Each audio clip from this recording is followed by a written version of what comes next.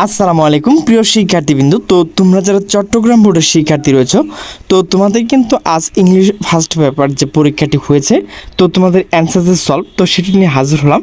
তো আমি শুধু তোমাদের উত্তরটুকু বলে দেব।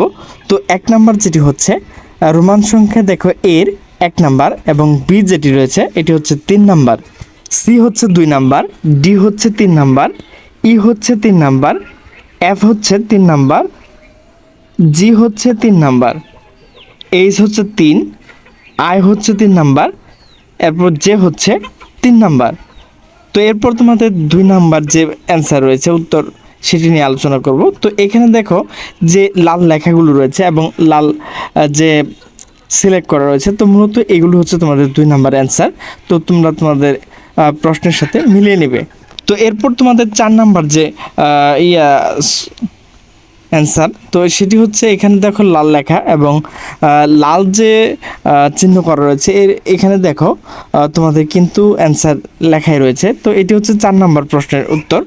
তো এরপর 5 নাম্বার যে অ্যান্সারটি রয়েছে, তো সেটি হচ্ছে এখানে লাল লেখা যেগুলো রয়েছে এবং লাল কালি দিয়ে মার্ক করা রয়েছে, তো সেটি হচ্ছে তোমাদের সঠিক উত্তর। এরপর তোমাদের যে 6 নাম্বার যে প্রশ্নের অ্যান্সার, তো সেটি হচ্ছে মূলত এখানে লাল লেখা যেগুলো রয়েছে, তো মার্ক ভিতরে যেগুলো লেখা রয়েছে যেমন ই, জি, সি, ডি, তো এগুলো মূলত তোমাদের সঠিক উত্তর।